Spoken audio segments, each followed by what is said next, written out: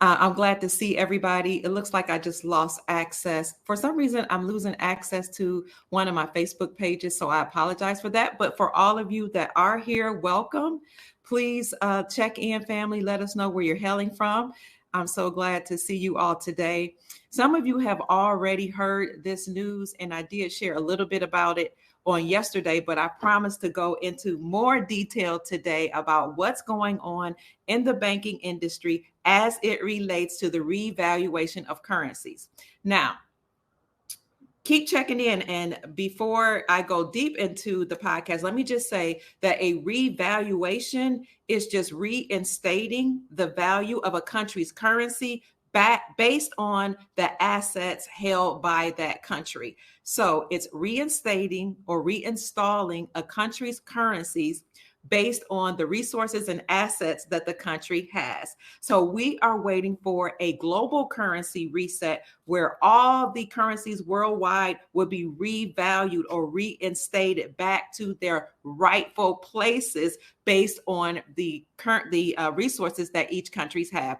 This is why the countries for the last few years have repatriated their gold and their artifacts back to them from the Vatican and back from London, from the Queen, and from other places. They repatriated all of their resources that was stolen, their art, some of their artwork was stolen, some of their gold was stolen, back to their countries so that they, first of all, can lay claim to what's rightfully theirs, and so they can back up all these currencies. So globally, you're experiencing all the countries establishing their sovereignty and making a statement that they're going to use their own currencies and gold. So we're returning to a gold standard or a gold backed system. So keep checking in, family. I do have some beautiful news. Some of you have already heard about this, but I said I would go into detail today.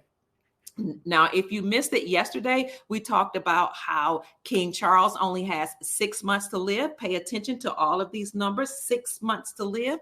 We also talked about how Lord Jacob Rothschild died at 87. 8 plus 7 equals 15. 1 plus 5 and 15 equals 6. So we're going to talk about what the 6 represents a little later in the podcast and why that is important for humanity today. So check in, family. Somebody says, yes, wow, this is really about to happen. Great day. The truth for Jeanette. We have great news today. I'm excited to see you. Good morning.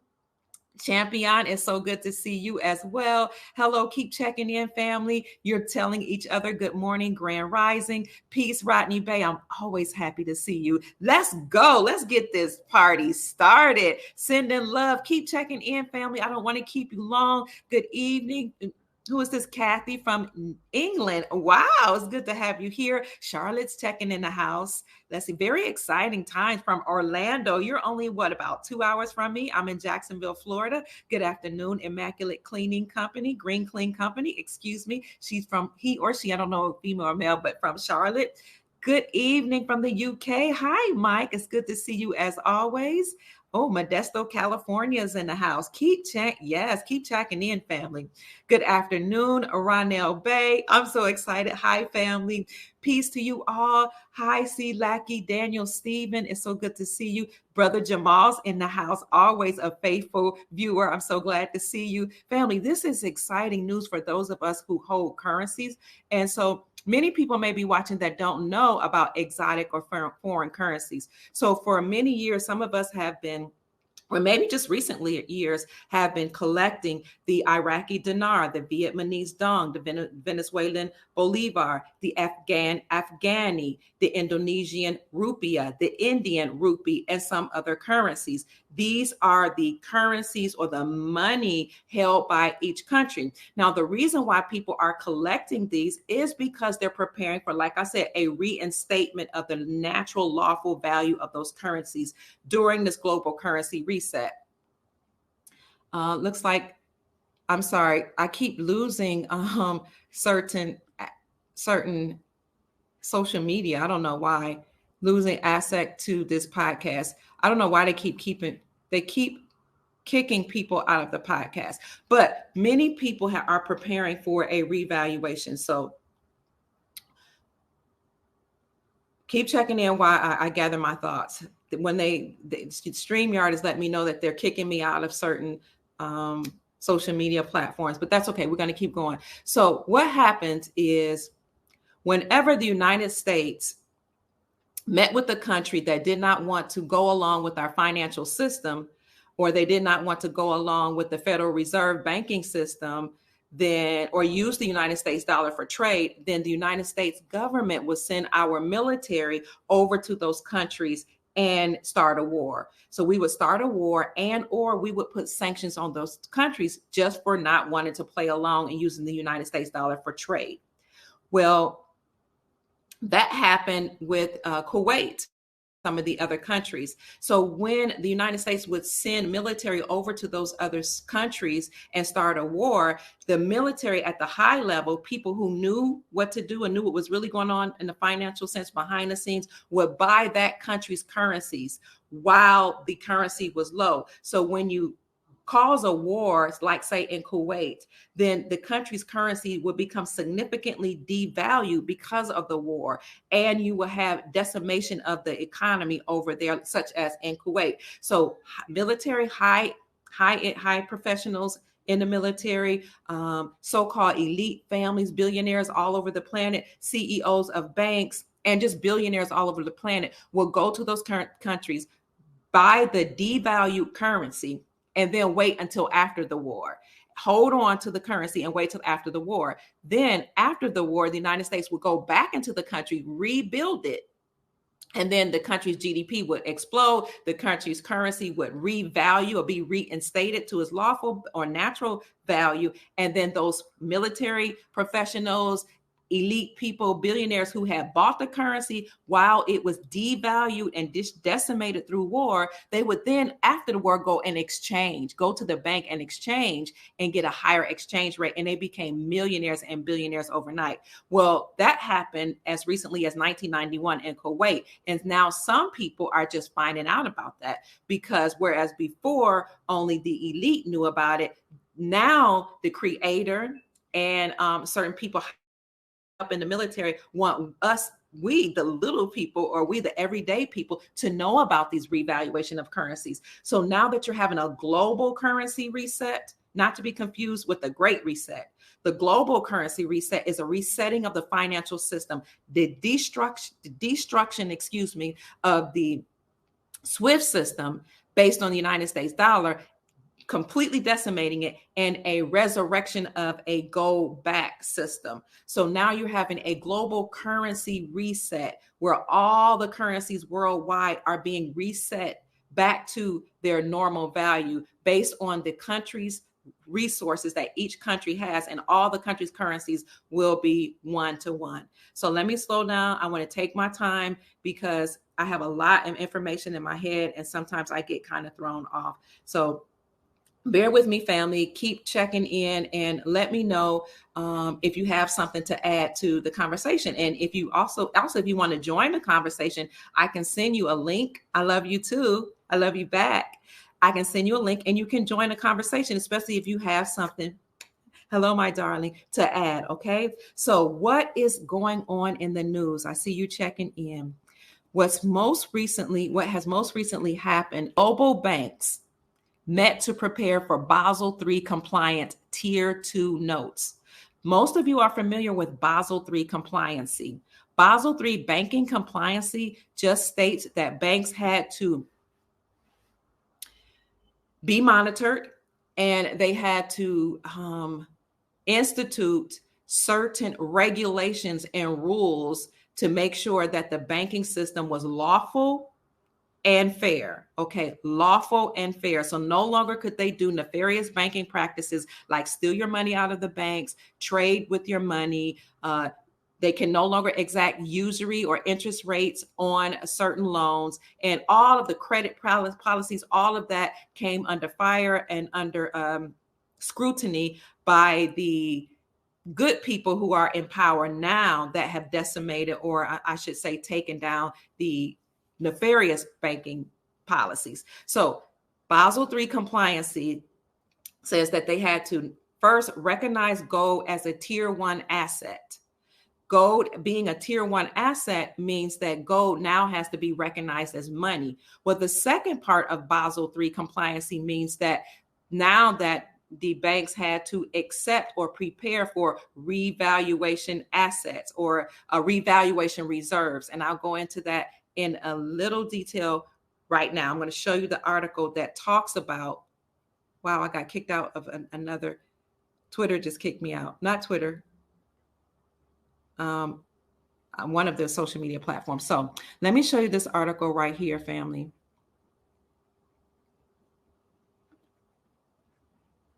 I can get to it, that talks about this meeting that the banks held. Global banks gear up for Tier 2 capital notes issuance under Basel III guidelines. A consortium of leading banks, you see this, many of the leading banks worldwide, including BBVA, Bank of America Securities, ING, Mashreq, Morgan Stanley, and Standard Chartered Bank, are set to meet with global investors to assess their appetite for United States or USD denominated Basel III compliant Tier 2 notes. This strategic move aims to bolster the bank's capital structures and promote financial stability according with the Basel III guidelines. So let me break this down a little bit. These leading banks, BBVA, Bank of America Securities, ING, Mashreq, Morgan Stanley, and Standard Chartered Bank all met with global investors 8 days ago to assess their appetite or preparedness for USD denominated Basel III compliant Tier 2 notes. What are Tier 2 notes? They're preparing for Tier 2 notes or to receive Tier 2 notes. Who are they going to get those Tier 2 notes from, and what are Tier 2 notes? So let me show you here. I do have an article that shows what those Tier 2 notes are. One second. Keep checking in, family. Keep talking to each other while we go through this article, these articles. Tier 2 capital definition. There are 4 components. Okay, what is Tier 2 capital? The term Tier 2 capital refers to one of the components of a bank's required reserves. So we already know that the bank had to recognize under Basel III gold as a Tier 1 asset. So gold would be one of the things that's required for the bank to now hold. Tier 1, gold, okay? The term Tier 2, however, refers to one of the components of a bank's required reserves that's different from gold. Tier 2 is designated as the second or supplementary layer of a bank's capital and is composed of items such as revaluation reserves. So now I'm going to read that again. Tier 2 is designated as the second or supplementary layer of a bank's capital. So the bank had at least 2 layers, the first layer being Tier 1 assets and the second layer being Tier 2 assets. And this is the supplementary level of a bank's capital composed of items such as revaluation reserves, hybrid instruments, and subordinated term debt. It is considered less secure than Tier 1 capital, the other form of a bank's capital, because it's more difficult to liquidate. In the United States, the overall capital requirement is partially based on the weighted risk of a bank's assets. Here are 4 takeaways from this particular article. Tier 2 capital is the second layer of a capital that a bank must keep as a part of its required reserves. So now banks have to have this second layer of defense or protection, a Tier 2 asset. So that's the first component. The second component is the tier is comprised of revaluation reserves. What's a revaluation reserve? Your currency, the Iraqi dinar, the Vietnamese dong, the what else? Afghani currency, Afghanistan currency, the Afghani, Indonesian rupiah, Indian rupee, and other currencies. This tier is comprised of revaluation reserves, general provisions, subordinated term debt, and hybrid capital instruments. There are 2 levels of Tier 2 capital. There's an upper level and then there's a lower level. Tier 2 capital is subordinate to Tier 1. Tier 1, of course, is going to take precedence because it's gold. Gold is money. According to the Constitution, the only thing you can use to pay off debt are silver and gold. Silver and gold, according to the Constitution, is lawful money, right? Or they are lawful money. This is why, and I've shown you the articles, you can text it, you can look it up now, 43 states have moved to reclaim silver and gold as money because everybody's preparing. You can also look at the King Worlds article that says the whole world is hurtling back to gold. You can also look at articles that say that banks are hoarding gold in record numbers. In 2022, banks hoarded 1,136 tons of gold in the third quarter of 2022. In 2023, the third quarter, banks hoarded the second highest amount of gold ever, and nobody knew why. It was because they were preparing for Basel III compliancy to make sure they recognize gold as a Tier 1 asset. These assets protect banks against bankruptcy and against losses. So that was Tier 1. Tier 2 includes revaluation reserves. So again, upper level and lower level. The fourth component is Tier 2 capital is subordinate to Tier 1 capital and is considered riskier as it is more difficult to calculate if a bank needs to liquidate it. So I'll leave this in the description section for you to read more or further into at your leisure. Let's go back to the original readings, family, the original article that I just showed you, so you can see a little bit more about how banks are preparing or why this is important. In a move that underscores the evolving landscape of international finance, a consortium of leading banks have embarked on a pivotal mission. Authorized by an undisclosed bank, I'm not sure which bank that is, these financial titans are set to traverse continents, meetings scheduled across Asia, Europe, and the United States on February the 20th. Their objective is clear yet complex: to assess their appetite of global investors for USD-denominated Basel III compliant Tier 2 notes, a critical component in strengthening the bank's capital structure. Let's look at the purpose of this. Let me see if I can find the purpose.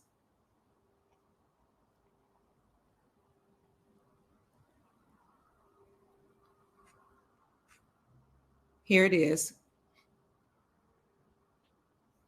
In conclusion, as the consortium of banks embark on a critical mission, the eyes of the financial world will be watching. The successful issuance of Tier 2 capital notes will not only serve as bellwether for the health of the banking sector, but also a signal of the industry's adaptability in the face of evolving regulations.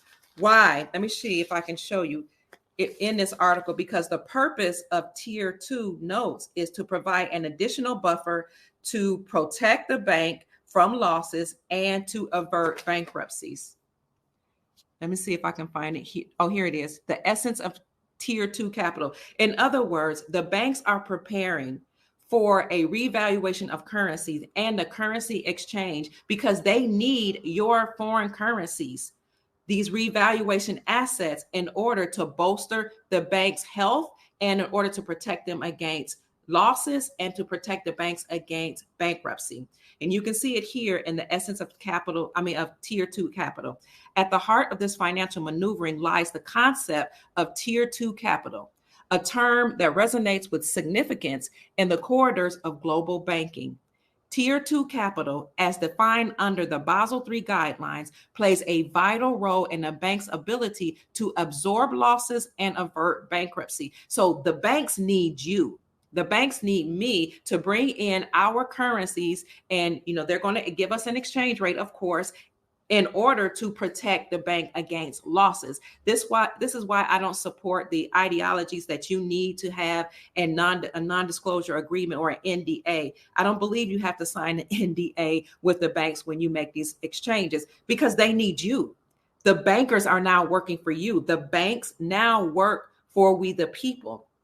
This is why articles have been coming out saying that a lot of banks are closing, and the ones that are remaining now are only there for wealth management purposes. You can find that article. I've reported on that. They need you. Nobody can tell you that you can't talk about your money. We are sovereign.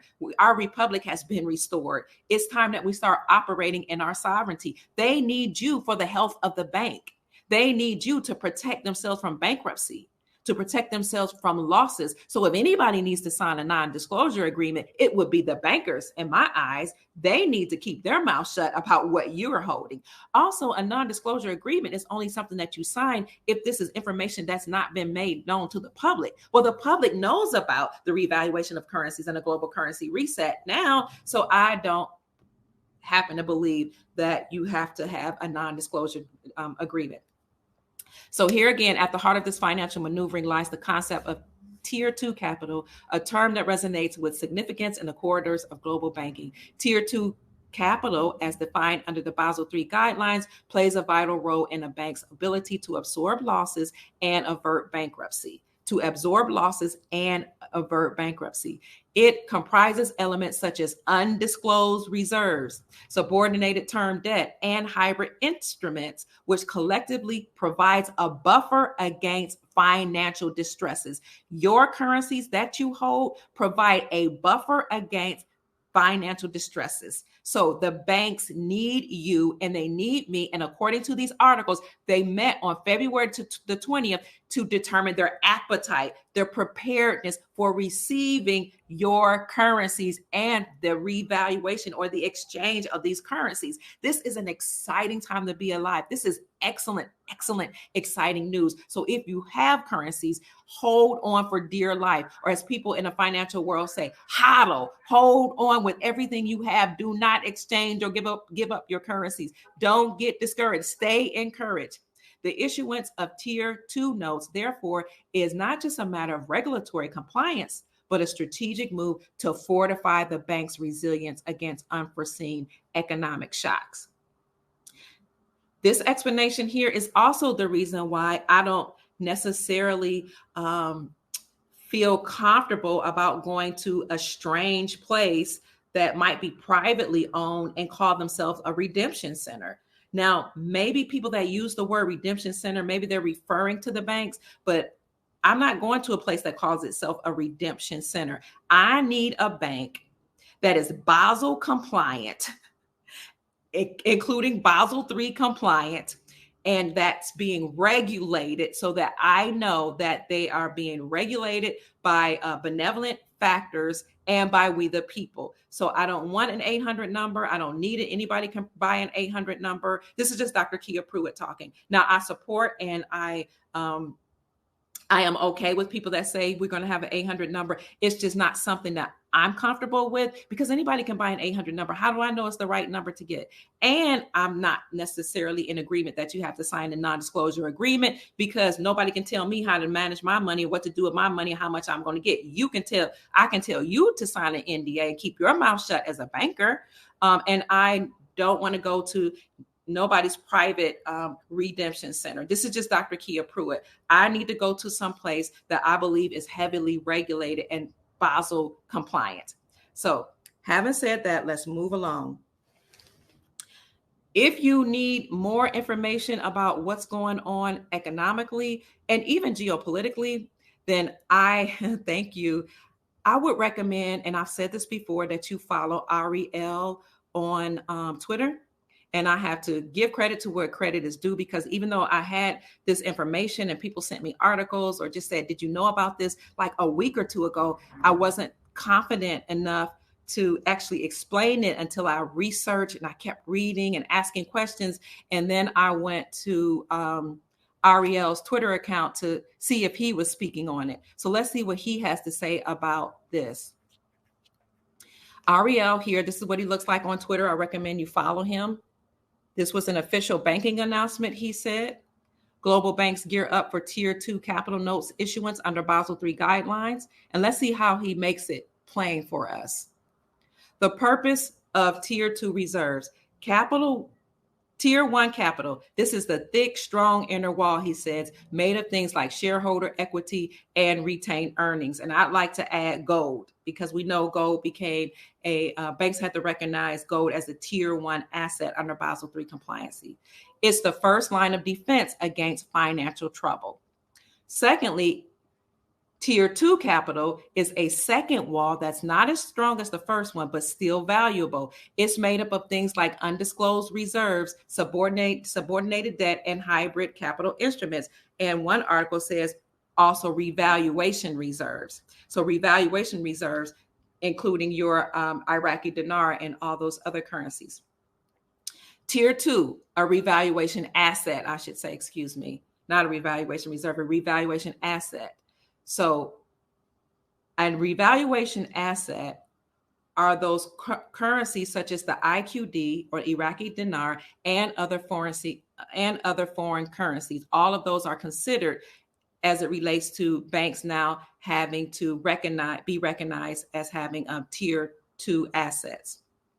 Banks are holding meetings right now as of February the 20th to help set up this safety net against the coming currency revaluation that will phase out the fiat currency by converting your Iraqi dinar into U.S. Treasury bills that the banks will use as reserves. So to make it plain, your Iraqi dinar, your Vietnamese dong, and your other foreign currencies are deemed as a revaluation asset.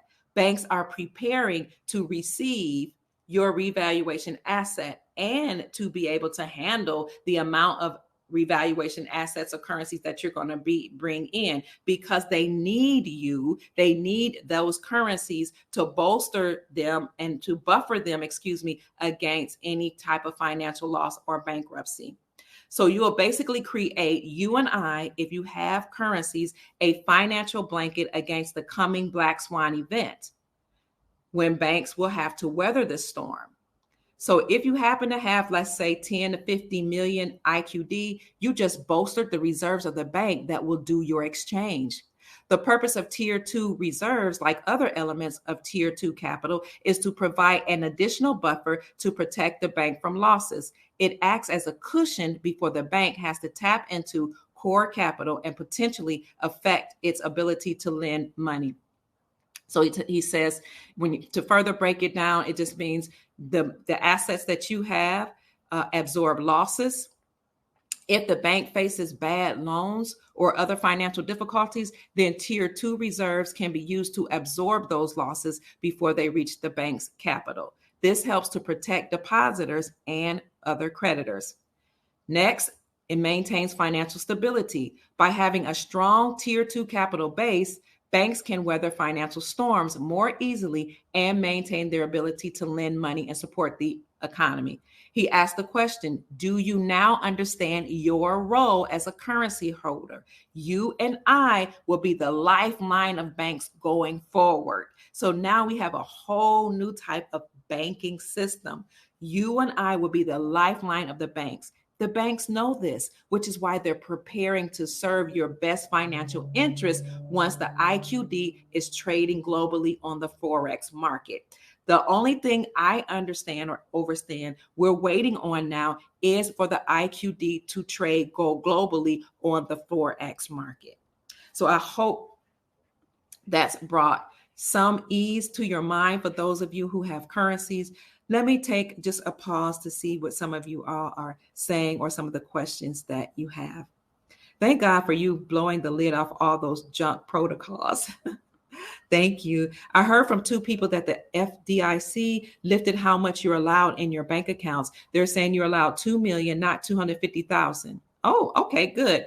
I never believed them when they try to tell us limitations. I think people just regurgitate what they've heard some of the gurus in this space say. But that's good news that the FDIC lifted how much you're allowed to have in your bank. What I would encourage you to do, and I'm not a financial advisor, but if you still have some questions about whether or not banks have policies that are benevolent, then I would suggest that you consider, once you exchange your currencies, putting your currencies or your money or digital credits into hard assets or something very valuable like land, like silver and gold, and what else, businesses or something like that, just to bring you some ease and some peace of mind, because we've been through so much with these banks. We don't even know. Some people don't know if they can trust the banking policies, even though now they have to be Basel III and Basel IV compliant. Who in the way? Oh, so we need this ASAP. We've been waiting. Yes, yes. Oh, you said the World Health Organization is in the way? Or are you asking who is in our way? I see my brother's calling me. What about the ZIM? The ZIM bond, I know people say you redeem the bonds. I'm not sure. So I don't want to go into that because I'm not sure how or where you would redeem the bonds. It would seem to me that it would be in the banks like everything else. But when I get more information about that, I'll bring it to you. What do you think, Dan? Because I'm not sure. You're welcome. Sister Jacqueline says, greetings, Dr. Pruitt. Thank you for keeping us up, and keeping us informed with this information. It has to play out this way to wake up the sleepers, Sister Janet says. You can't tell the public, you have to show them. No question, but love the information. Thank you, Gerald. What does this mean for credit unions? I'm not sure. Hello, Tropically Lady. Remember, you don't spend wildly. Thank you, Rye Guy. RY or Rye Guy says, put your money into an interest-bearing account and only spend the interest you make. Okay. And add some back to the principal for future growth. You must have a plan. Dan says, here the ZIM is going to change into currency. Is this true? I don't know, but I will tell you that Zimbabwe did make an announcement to back their currency with gold. Excuse me. That was most like maybe a week or two ago. All right. So what's next on my agenda? We read about Ariel, what he had to say. If you're not sure if the revaluation of currencies, how that plays out is real, let's take a look at what happened in 1991. Many of you know that the Kuwaiti dinar revalued in 1991, and that was recorded and documented. It was recorded in the New York Times, and many people took the article from the New York Times and placed it into their article. Now, because you have to go to the New York Times and actually pay for it. So here is what we have. And this was published by godskingdom.org. It's also in the New York Times. I do have the New York Times article, but it's saved in my Gmail somewhere, stored in a folder. So let me use this God's Kingdom article that talks about what happened in 1991. I happen to know somebody, one soldier, and of course, it was he and his brother that were involved in this revaluation of the Kuwaiti dinar. And he told me he made $1 million, but his brother made multi-millions. He became a multi-millionaire. So these guys, the guy that I know was at a lower level in the military. His brother was in a much higher level. So his brother's the one who alerted him to buy the Kuwaiti dinar when it was decimated through war. Because, we went to war with Kuwait. And when we went to war with Kuwait, we decimated their economy. Stay with me, family. We decimated their economy, and their currency became significantly devalued. Before the war, they had their currency was something like $3.47, and they had the strongest currency in the world at the time. But during the war, the currency devalued. And then after the war, America then went back into Kuwait, rebuilt the infrastructure there, and the gross domestic product, the GDP went up, the economy started booming again, and the currency, the Kuwaiti dinar, revalued back to $3.47. So those people who had the dinar and held it through the war and after the war, waited till the economy started booming, once their currency was reinstated back to its original value, they made millions. Now, the guy that I know who said he only made 1 million, only made $1 million because he got discouraged holding on to the Kuwaiti dinar. He didn't believe it would revalue. He thought maybe it was just a farce. He thought maybe his brother was making stuff up. Everybody else didn't know about this. So was it really secret, or did it make sense? So he sold some of his dinar, his Kuwaiti dinar, and he said he held on to 1 million worth, which he's happy about that. But $1 million can go very quickly. And he enjoyed, he spent it, he had a good time. But now he no longer has that money. So hold on for dear life. Now let's look at this New York Times article. This is the New York Times article from 1991 reporting the revaluation of the Kuwaiti dinar. And if you stay with me, I'm going to show you a video where President Donald Trump says we have 35 billion Iraqi dinar, IQD, in our banks right now. So listen to this Kuwaiti dinar revaluation article. When Iraq invaded Kuwait in August of 1990, the value of the Kuwaiti dinar dropped to about 5 cents. It dropped from over $3 to 5 cents when Iraq invaded Kuwait in August of 1990. In other words, it took 20 Kuwaiti dinars to buy $1. In February of 1991, Iraq was expelled from Kuwait. And a month later, the banks revalued their currency to $3.47, the highest valued currency in the world. When this occurred, the New York Times reported the event on March 25th, 1991. One of our Soul Family members who was watching me talk a little bit about this yesterday said that was during Ramadan. So this person says it's possible that the Iraqi dinar could also revalue during Ramadan, which is coming up, I believe he said around March this year, 2024. So what was interesting is when you read this article, it tells you that they didn't have any water and little electricity or food. Listen, it says it still has no water and little electricity or food, but Kuwait revived its banking system today, introducing a new currency. Banks reported for the first time since Iraqi occupation forces shut them down in December. Thousands of people lined up to exchange their old Kuwaiti dinars for crisp new ones and to withdraw a limited amount of money. All other old dinars can be exchanged for the new ones on a 1-to-1 rate until May 7th of that year, when the old dinars became invalid. The new official exchange rate at the time of this printing of the article in 1991 was $3.47 American dollars for one Kuwaiti dollar. So I'll put this in the description section for you to read later, but I just wanted to show you that we've had many revaluation of currencies. And one of the most recent ones was when the Kuwaiti dinar revalued in 1991, and many people became millionaires, multimillionaires, billionaires even. But it used to be that it was only people high at the top in the military, people, again, who were prelates and financiers of banks, CEOs, philanthropists, billionaires, who else? Presidents all over the world. Those are the people who knew and understood and overstood a revaluation of currencies and how to become wealthy overnight just by purchasing these currencies when they were significantly devalued through war. Now the Iraqi dinar is very low. You probably can get like $1 million for $1,000 or $1,100.